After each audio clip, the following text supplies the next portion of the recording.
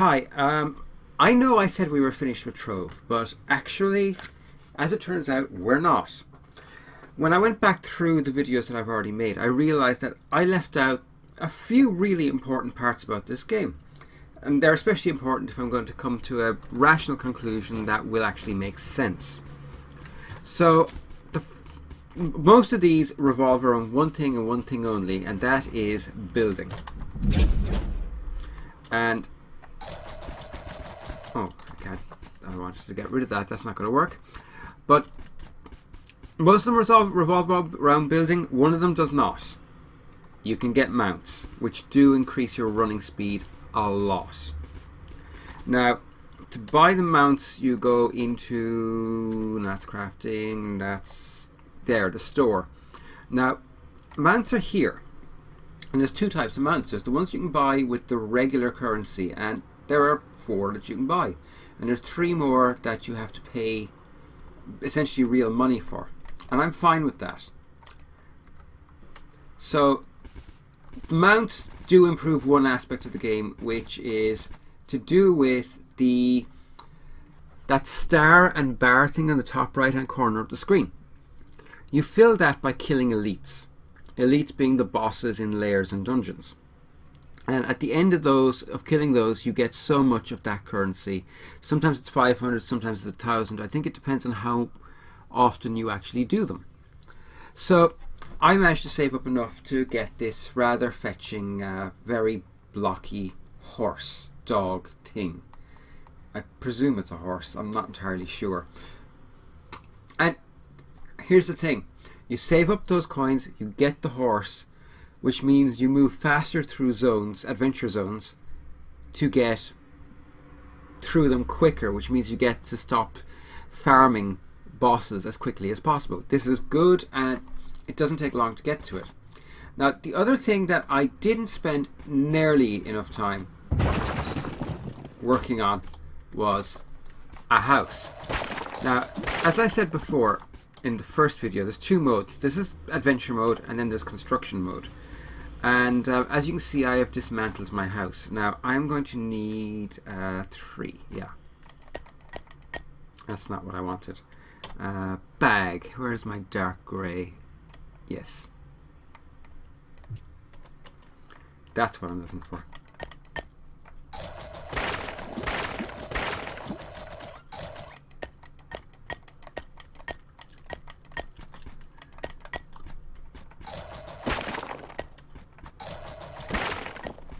And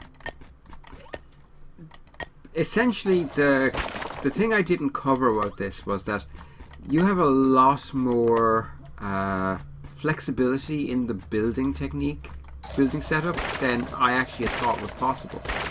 For one thing, it turns out that the area you're allowed to build goes underground, and it goes underground quite a long way.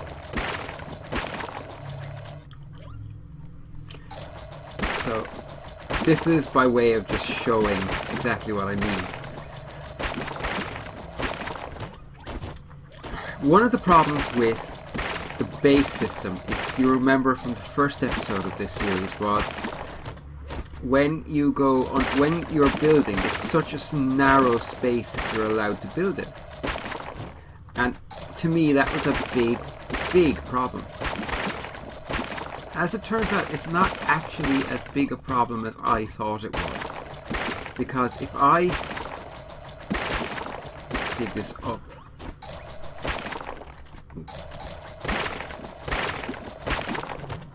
there we go. Now, as you can see, that's there, and the hole we went down is over here. So if I tab out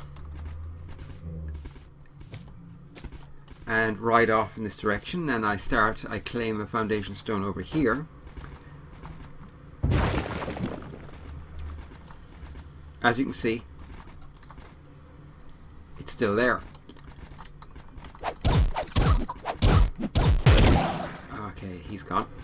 So that got me thinking, what exactly could I do with that knowledge?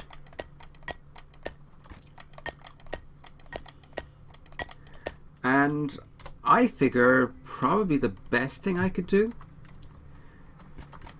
would be, oh, I'm not even sure what colour that's supposed to be. Well, anyway, the best thing I thought I could do with that information is use it,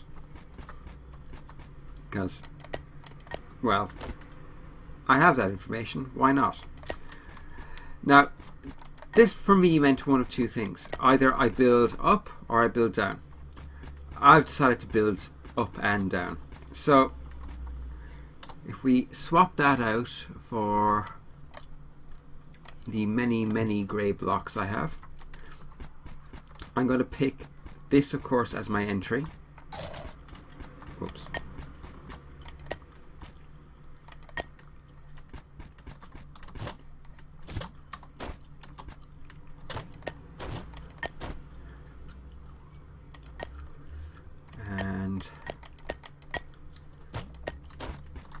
Okay, so that's my entrance.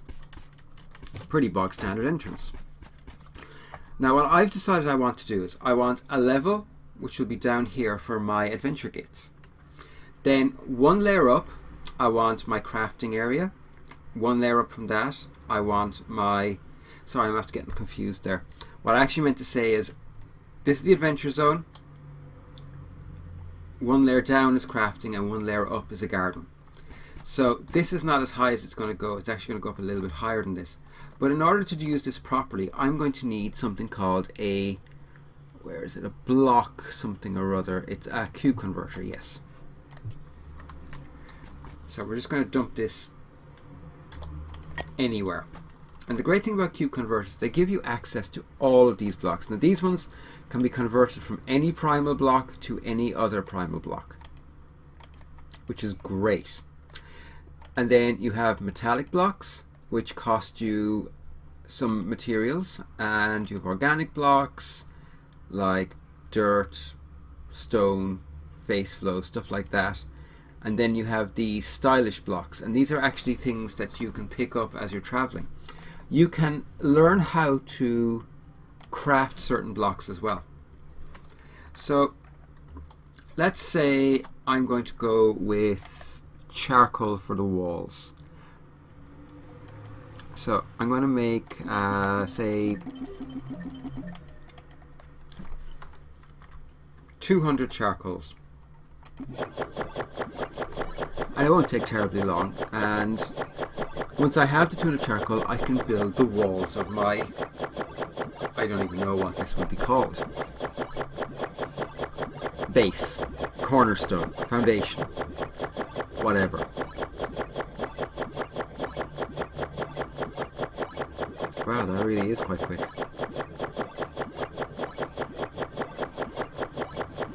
But this was the part that I missed out on.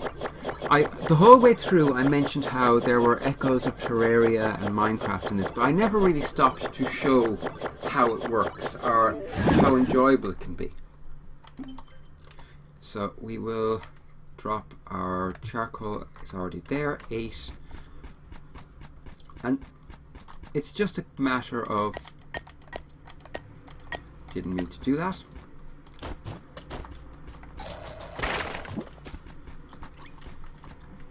I'm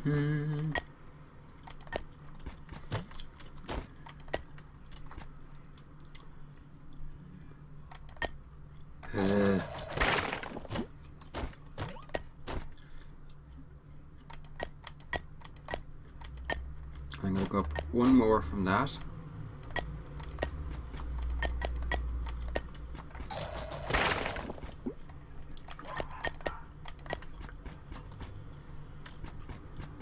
Actually, probably not a bad idea to go up even higher than that. But as you can see, it goes together quite quickly, and as long as you have plenty of primal blocks to work with, it's not difficult to do.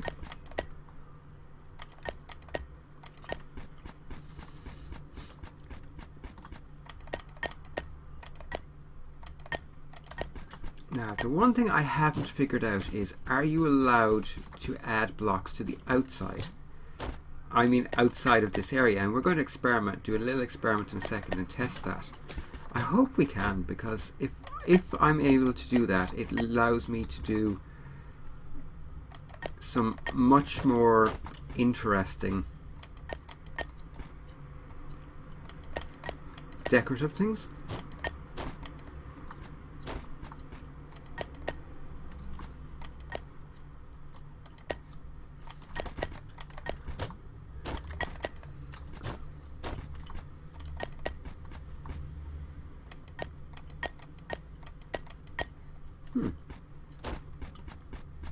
How does that look from outside? Imposing. I approve of this. Okay, so as you can see, this part over here is overhanging. I'm just going to test to see if it actually comes with my building or if it stays behind.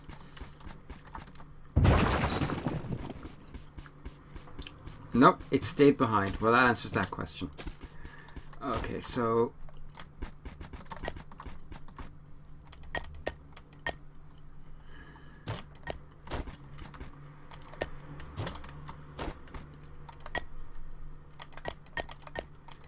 might as well just get on with this.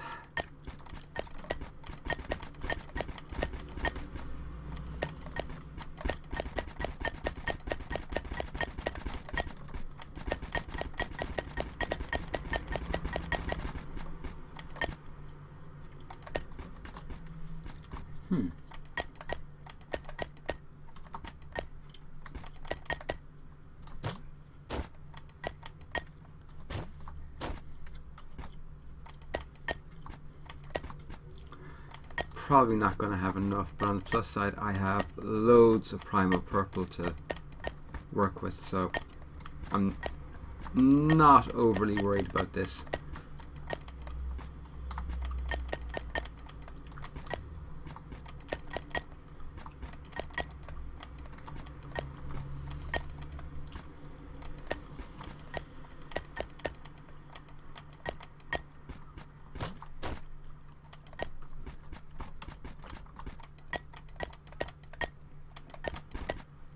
Now, it's not as precise a building method as, say, as I've said before,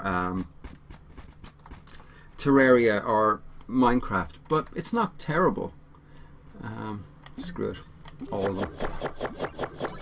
So, as a game that includes building in it, it's not as allowing of expression as, well, basically any other sandbox game. But at the same time, there is a degree of freedom in it that is quite marked compared to, say, something like, this is going to be an odd comparison, but Skyrim.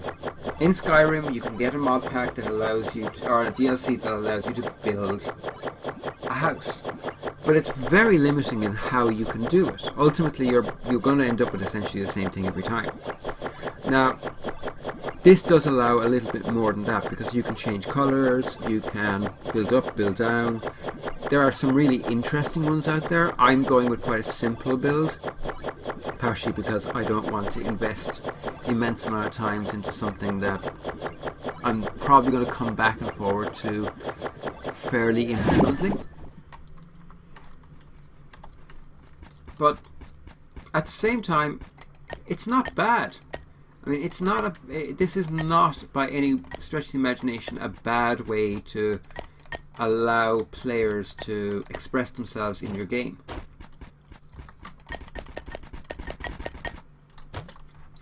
So, you know, all things considered, I am reasonably happy with even this limited construction system. It's for a game that's supposed to be about adventure rather than crafting and building, where crafting, building and all that stuff is just almost like a side quest thing, where it's something you just do when you feel like it, as opposed to it being essential. This is about right. It's about the right level. There's, you know, it's acceptable. It's perfectly acceptable. Now, get this done.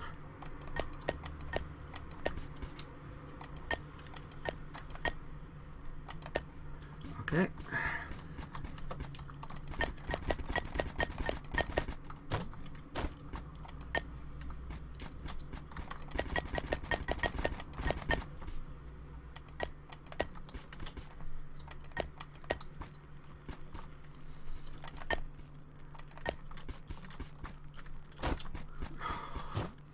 believe I just did that. Oh well, I have to put stairs in somewhere, so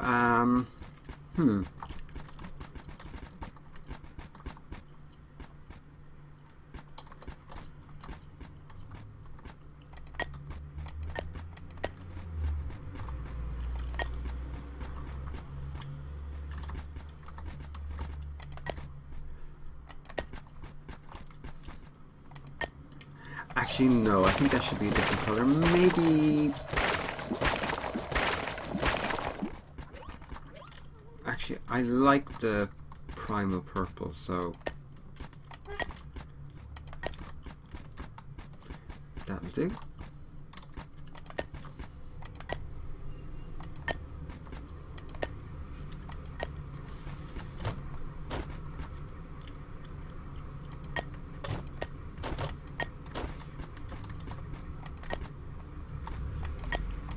And that'll do that.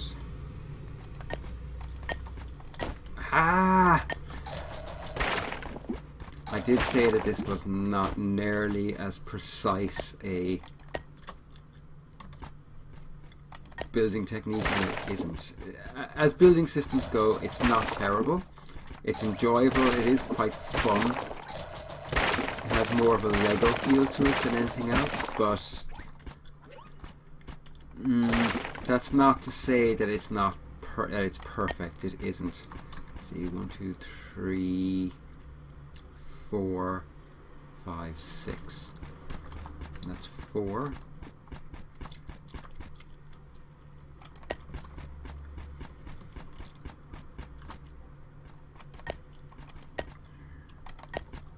And that's 5.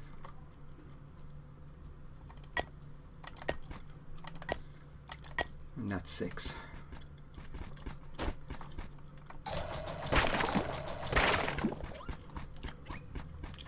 That'll do.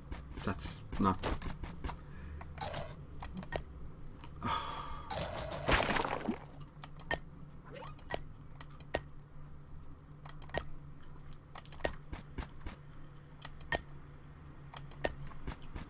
There we go.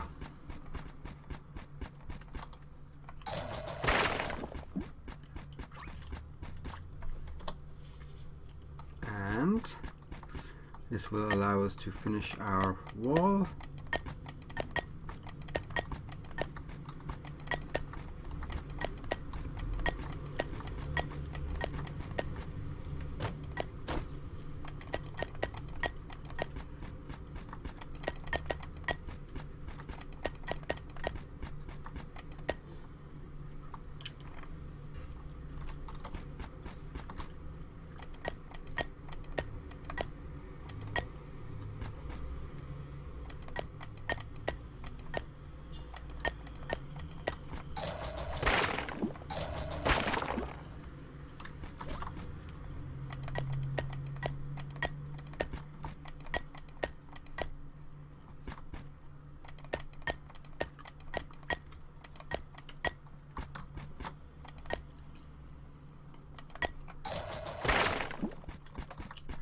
And again, this does take quite a while.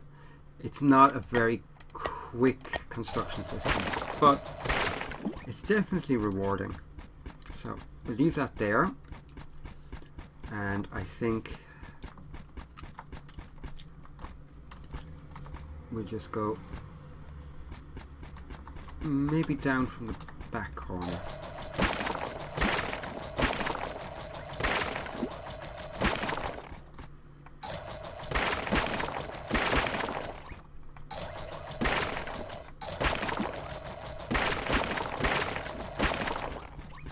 There we go.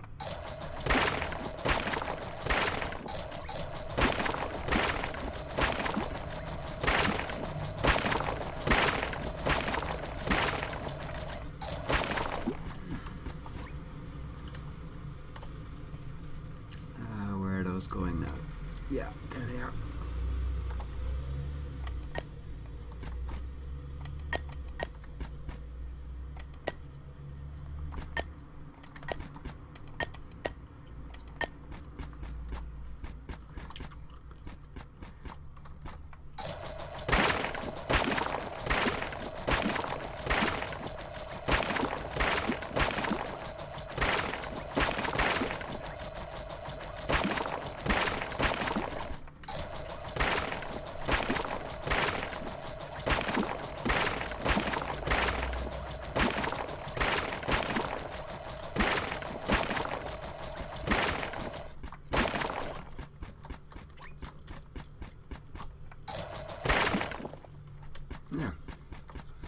And as you can see, that allows me now to have a basement where stuff can go.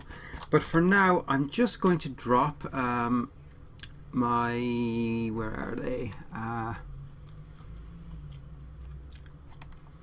My adventure portals, because they're going here.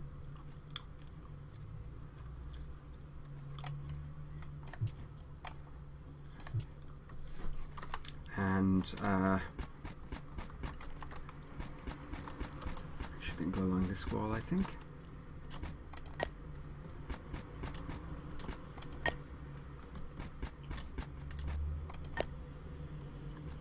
That's my adventure ones. And drop another,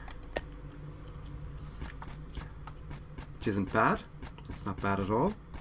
And just for the time being, I will put up my my trophies. Not that I have many of them, but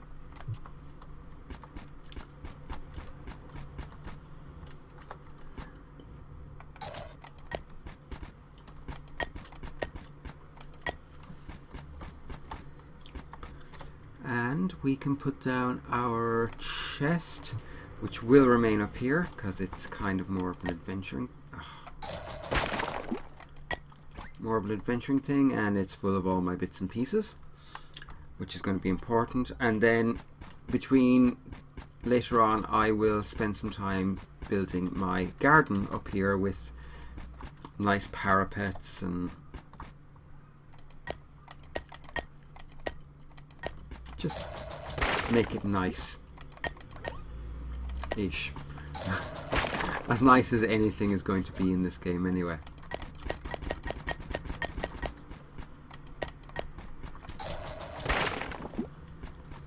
So yeah, that's a lot of what I wanted to cover.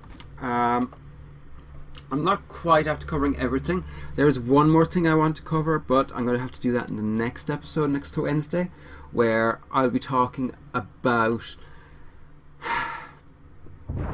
not the crafting system as such, but the accessories and upgrading system, which is actually quite interesting and makes it profitable to go out. And after that, then I will be immediately posting up a short video blog where I will just go. I've been making a list of things I'd like to see brought into this, and I will go through that list of things that would make this a game that I would come back to time and again and again and again. But in the meantime, I hope you all have a lovely evening, and I will see you all again tomorrow at some point, I'm sure. And we will be back for what will actually be the last touching on Trove, at least until a major update, say with the inclusion of questing. It's going to be the next time I visit Trove after next week will be something where there's been a change that's that big, if that ever happens. So in the meantime, have a great evening, and I will see you all soon. Bye.